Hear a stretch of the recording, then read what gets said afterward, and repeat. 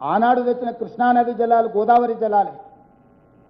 కిరణ్ కుమార్ రెడ్డి గారు రోసయ్య గారు ప్రారంభించిన గోదావరి జలాలు 2015లో హైదరాబాద్లోకి వచ్చి అవి తీసి నెత్తి మీద చల్లుకున్నాడు. ఇంతకు మించి ఏమైనా చేసిండా?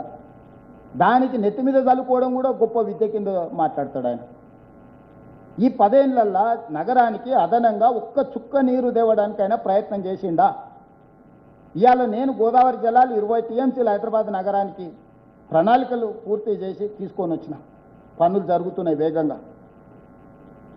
విద్యుత్తు విషయంలో, తాగునీటి విషయంలో, కంపెనీల పెట్టుబడుల విషయంలో, ఐటీ రంగంలో, ఫార్మా రంగంలో, విద్యారంగంలో అంతర్జాతీయ స్థాయి ప్రమాణాలు ఉన్న విద్యా సంస్థల్ని నగరానికి తీసుకురావడానికి దాదాపుగా 3 లక్షల కోట్ల రూపాయలు పెట్టుబడులు ఈ నగరానికి మేము తీసుకొచ్చినాం. అంతర్జాతీయ సంస్థల్ని మేము తీసుకొచ్చినాం, ప్రతిష్టాత్మకమైన సంస్థల్ని. ఎలీ లిలీ ఒక ప్రపంచ స్థాయి సంస్థ, అమెరికన్ ఎయిర్లైన్స్, మెక్డొనాల్డ్స్, ఇలా చెప్పుకుంటూ వెళ్తే 70% జీసీసీ సెంటర్లు నేను వచ్చినాక తీసుకొచ్చిన. డేటా సెంటర్స్ ఈరోజు ప్రపంచంతోనే పోటీ పడేటందుకు ఈరోజు మనం చేస్తున్నాం. అహ్మదాబాద్ సబర్మతి రివర్ ఫ్రంట్ కట్టుకోవచ్చు, గుజరాత్, ఉత్తరప్రదేశ్ గంగా నది రివర్ ఫ్రంట్ కట్టుకోవచ్చు, ఢిల్లీ యమునా నది రివర్ ఫ్రంట్ కట్టుకోవచ్చు. అది అద్భుతమని ప్రపంచమంతా ప్రచారం చేసుకుంటారు మోడీ ఆయన తాబేదారు. హైదరాబాద్ నగరంలో మూసి రివర్ డెవలప్మెంట్ ఫ్రంట్ కట్టుకుందాం అంటే మేము అడ్డం పడుకుంటాం, మేము పోయి అడ్డుకుంటామని ఈరోజు కిషన్ రెడ్డి వీళ్ళు మన వరదలు వచ్చినప్పుడు ఎందుకో పోయి పండుకోలేదు. మన మూసి అంత కొట్టుకపోతుంటే ఎందుకు ఉండలేదు అక్కడికి వెళ్ళి? అంటే బీజేపీ పాలిత రాష్ట్రాలలో అభివృద్ధి జరగాలి, తెలంగాణ రాష్ట్రంలో అభివృద్ధిని అడ్డుకోవాలి. ఎందుకంటే ఇక్కడి పెట్టుబడులు గుజరాత్కు తరలిపోవాలి. ఇదే కిషన్ రెడ్డి గారి ప్రణాళిక. గుజరాత్కు గులాంగిరి ఎందుకు చేస్తున్నాడు కిషన్ రెడ్డి గారు? ఇక్కడికి వచ్చిన సెమీ కండక్టర్, ఇక్కడికి వచ్చిన పెట్టుబడులను బెదిరించి, ప్రధానమంత్రి కార్యాలయం నుంచే బెదిరించి గుజరాత్కు తరలించకపోతుంటే ఒక్క మాట కూడా కిషన్ రెడ్డి గారు మాట్లాడతలేరు.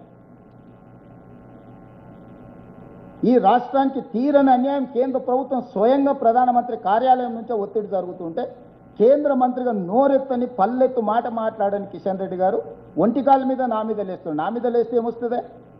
ఏందొస్తుంది? చేతనైతే మోడీ మీద ఎగురు, ఎవరకపోతే కాళ్ళన్న పట్టుకో. సార్ నువ్వు దయదచ్చి కొంచెం మొదలు మాకు, కనీసం నువ్వు మొత్తం పిండుకున్నప్పుడు ఒక సుక్క కింద ఏదన్నా పడితే మేము పట్టుకుంటాం, ఆ సుక్క డ్రాప్ అన్న మొత్తం నువ్వే పిండుకో. ఏదైనా ఒక సుక్కని ఏళ్ళ సందులకి వెళ్ళి జారినప్పుడన్నా మేము దోషిట్లో పట్టుకోవాలని అడుక్కో మోడీని. ఆ కేటీఆర్తో చేరి పెద్దోళ్ళు చెప్పారు, మంచి సంవత్సరం 10 ఇచ్చి తెచ్చుకోవాలి, చెడు సంవత్సరం 10 ఇచ్చి ఇడిపించుకోవాలి. ఈ బ్యాడ్ హ్యాబిట్ వదులుకుంటలేడు కిషన్ రెడ్డి గారు. ఆ కేటీఆర్ సోపతి వాళ్ళ నాయననే భరించలేకుండా కేటీఆర్ ఓ దగ్గర ఉంటే వాళ్ళ నాయన పోయి ఇంకో దగ్గర ఉంటాడు. వీని మాన్పలేము, వీని మార్చలేము, కొడుకు కాబట్టి నేను భరిస్తున్నా, ఏం చేస్తాను కన్న తండ్రి. సొంత చెల్లె నమ్మకం లేకుంటే ఇల్లు వెళ్ళిపోయింది. అట్లాంటి వంతో కిషన్ రెడ్డి గారికి ఏంది సాహసం? ఏం చేసినామని 1.5 ఇయర్స్లో ఫస్ట్ 6 నెలలు మీకు తెలుసు. నేను ప్రభుత్వం చేపట్టంగానే ఎంబడే పార్లమెంట్ ఎన్నికలు. 6 మంత్స్ నేను చేయడానికి కూడా ఏం లేదు ఎన్నికల కూడే. అయినా ప్రతి నెల 1వ తారీఖు నాడు జీతాలు ఇస్తున్నా. ఆ రోజు నుంచి ఈ రోజు వరకు జనవరి 1 నుంచి టిల్ డేట్ ప్రభుత్వ ఉద్యోగస్తులకు 1వ తారీఖు నాడు జీతాలు ఇస్తున్నా. వాళ్ళ సిబిల్ స్కోర్స్ని అన్నిటిని కూడా రిస్టోర్ చేయించిన.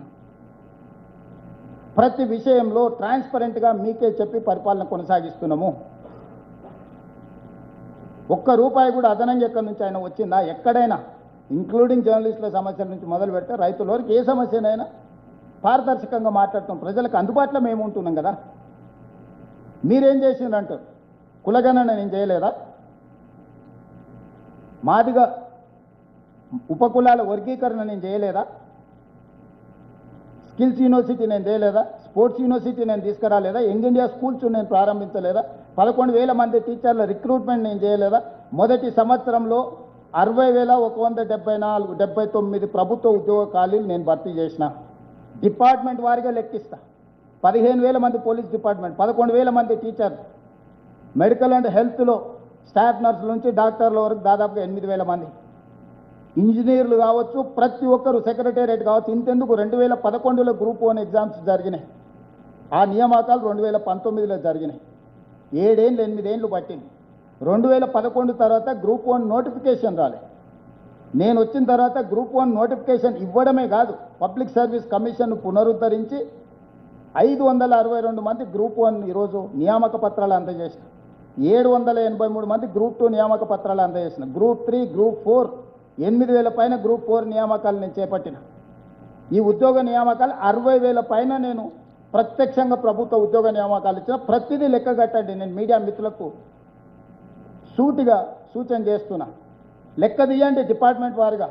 60,000 పైన ఉద్యోగాలకు నియామక పత్రాలు నేను అందించినా లేదా? ఇవాళ 20,000 పైచలకు ఉద్యోగాల నోటిఫికేషన్లు ఇచ్చినా లేదా? నన్ను ఏంది అడిగేది? నువ్వు వీసీలు వైస్ ఛాన్సలర్స్ని కూడా నియమించలే. తెలంగాణలో ఉన్న అన్ని యూనివర్సిటీలకు వైస్ ఛాన్సలర్ నియమించి ప్రక్షాళన చేయట్లేదా? ఇవాళ ప్రొఫెసర్ల రిటైర్మెంట్ ఏజ్ పెంచి పిల్లలకు చదువు, నాణ్యమైన చదువును అందుబాటులోకి నేను తీసుకురాలేదా?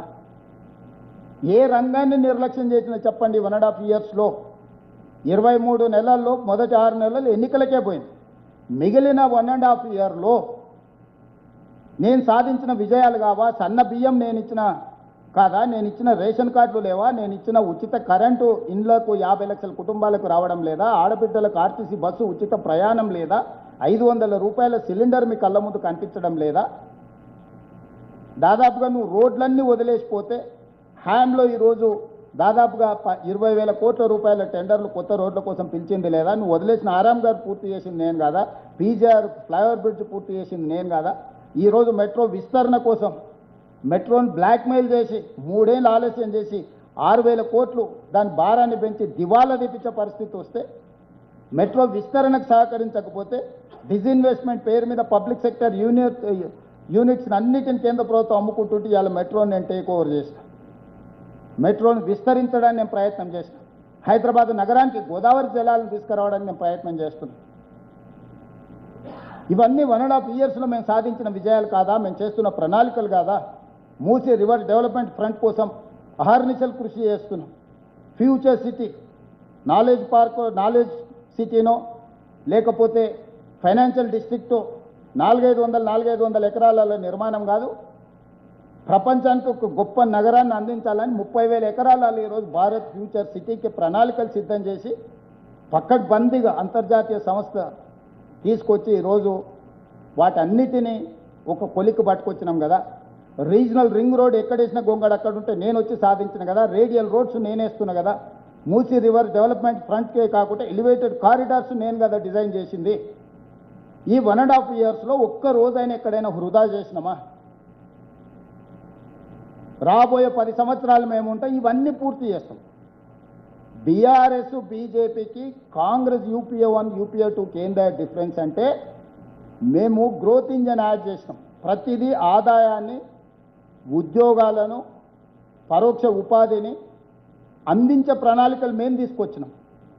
మేము సంపాదించినంత ఖర్చు పెట్టి విలాసవంతమైన జీవితం గడపడానికి మోడీ కేసీఆర్ ప్రయత్నం చేసిండ్రు. ఐటీఐఆర్ కారిడార్ మేము ఇచ్చినాం, మోడీ కేసీఆర్ కలిసి రద్దు చేసి. ఐటీఐఆర్ కారిడార్తో కొన్ని లక్షల ఉద్యోగాలు ఐటీ రంగంలో వస్తుండే. ఈరోజు ఐటీ సంస్థలు రాబట్టే కదా, ఔటర్ రింగ్ రోడ్ ఉండబట్టే కదా, అంతర్జాతీయ ఎయిర్పోర్ట్ ఉండబట్టే కదా, ఫార్మా కంపెనీలు ఉండబట్టే కదా ఇవాళ హైదరాబాద్ నగరం ప్రపంచ స్థాయి నగరంగా మారింది. ఔటర్ రింగ్ రోడ్ అమ్ముకొని పోలేదా మీ కళ్ళ ముందల 7,500 కోట్లకు? ఎవడైనా తలకాయ ఉన్నోడు, తలకాయలో గుజ్జున్నోడు ఎవడైనా శాశ్వతంగా ఒక ఆస్తిని అమ్మేసుకొని వెళ్ళిపోతాడా? 160 కిలోమీటర్ల ఔటర్ రింగ్ రోడ్ ఆనాడు ఎంత కష్టపడి కట్టిరు. భూసేకరణ సమస్యలు, టెక్నాలజీ పూర్తిగా లేనప్పుడు కేవలం 2,000 కోట్లు ఖర్చు పెడితే పూర్తి ఎస్ఎల్బీసీని కూడా నిర్వీర్యం చేసి నల్గొండ ఫ్లోరైడ్ భూతానికి కారణం కేసీఆర్, మోడీ ఇద్దరు. ఇవాళ మేము పూర్తి చేయడానికి పోతే శాపనార్థాలు పెడుతున్నాం. పిల్లి శాపనార్థాలు కుట్టి తెగిపడుతుందా? ఒక ప్రమాదం జరిగింది, అన్యాయంగా కార్మికులు చనిపోయినారు, వాళ్ళని ఆదుకోవాలా? బాధ కంటే పైశాచిక ఆనందం.